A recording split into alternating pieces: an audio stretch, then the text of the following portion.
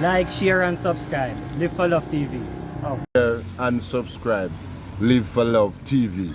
Like, share, subscribe. Live for Love TV. Awesome! Welcome back to Live for Love TV. Today's the 8th day, the 4th month, the 22nd year inside the 21st century. Hope everyone's doing well out there. My voice is a little bit rocky, it's early morning here. But anyway, today we're going to share something with you, and this can be equally, something can be got out of this equally by religious people and people who believe in intuition, law of attraction, and so basically whether you are religious, spiritual or non-spiritual, I think you can get something out of what I'm going to say this morning. Many people believe that there are gut feelings, or there's intuition, or God has spoken to them, or let's say Jesus has given them a word. And so they get to a point in their life, or some point at some stage, where they get this inspirational thing that says, do this next.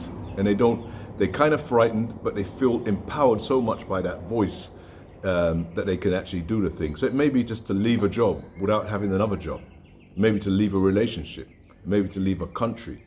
It may be to go into a brand new business that you really haven't bargained for. It could be any number of things that you get this inspired feeling to do, and you just, for some reason, you just believe deep down and feel it that you need to do this, and you go ahead and do it. Then the very next thing happens is you've done the thing that you were inspired to do, and then you're waiting for another voice or another inspiration to what to do next. So you've left your partner. What do I do next? I've walked out of my job. What do I do next? I've decided that I'm going to get up and go and live in Spain. And now I'm in Spain. What do I do next? And you're sitting there and you're waiting, and time is passing, and you're getting anxious because you don't hear that voice. You had such a strong voice that gave you the original idea what you needed to do. Now you don't hear that voice. And this is something I'm going to share with you from my own experience and my own perspective and belief system and the way I think. So you take it or you leave it. It's just up to you.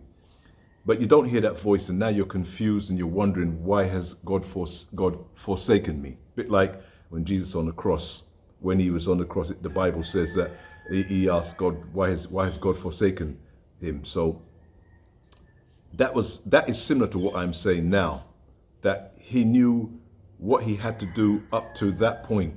And then the next thing, what do you do next? And this is what I'm talking about. What do you do next? Now, I'm going to explain it like this. You're a driver and I'm your navigator. I'm sitting next to you, as they say in America, riding shotgun. And I'm navigating you to a certain place. So I decide to tell you, after the third road on the right, take a right turn. Go down for half a mile, you'll see another road on the left, take the left turn. Eventually I keep doing this, and eventually I stop speaking. I don't say another word. And you're going and you're going, you're going, you're going. And now you're becoming anxious because you don't know where you're going. And I haven't said anything for quite a while. And you're wondering, but why am I not telling you where to go? Why am I not, why am I not? And the simple answer is because you're on the road and there's no turns.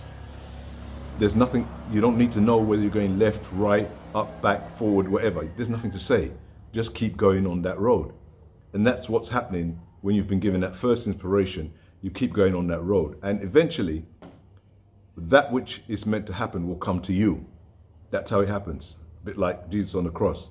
The reason why he wasn't given any other words was he'd done everything he had to do. Now all he had to do was wait for death to come to him. He realized that before he passed away, as he said, he gave up the ghost, as they say. He realized that, oh, there's nothing to do. There is no other turn. This was it. And that's exactly what's happening to you when you leave, let's say, your partner, or you leave your job, or whatever it is that happens. You just have to keep going on that road until that thing will come to you. And it doesn't matter what it is. It could even be death.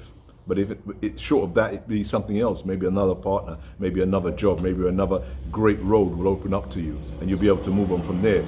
So this is why I'm saying to those of you, it's regardless of whether you're spiritual, non-spiritual, law of attraction, inspirational, whatever, we all get these feelings or gut feelings that we're supposed to do something, and we may go ahead and do it, and then we start getting confused as to why something else hasn't been told to us. Well, I'm saying to you, that's where you need to hold fast. You need to hold fast and know that what you did was right, and the next thing will come. You just need to hold. That is the period where most people break down. That's the period where most people get weak. That's the period where you go and you buy something, you go into business and things are not, you knew it was meant to go into this business, but now you're getting no other words of what you should do whilst you're in the business, and should you do this, and should you borrow, and should you this, and should you that, and then eventually you just give up the business and the business goes down, and then somebody else comes and takes it over and makes bags and bags of money from it. Same thing. You should just hold fast. You don't need to do this or do that or do whatever you need to be done. It will come to you at that point.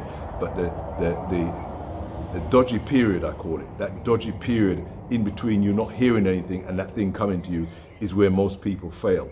As you see with the book of Job, again in the Bible, same thing. All those things, he could have given up his belief system and said, no, this ain't going to happen. Wife was against him, people were laughing at him, but he held fast.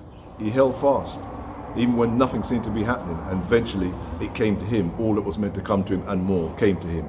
Now, this is not, I'm using biblical references, but I don't want anyone to think that you have to be a biblical person to actually understand what I'm saying. This is for anybody at any time, because we all get gut feelings. We all get this sort of inspiration that we're supposed to do something, but sometimes we want to know too much. What happens after we do that? That is the failure. Just do it and accept that everything else will be as it's supposed to be. Take care. See you soon. Live for Love TV.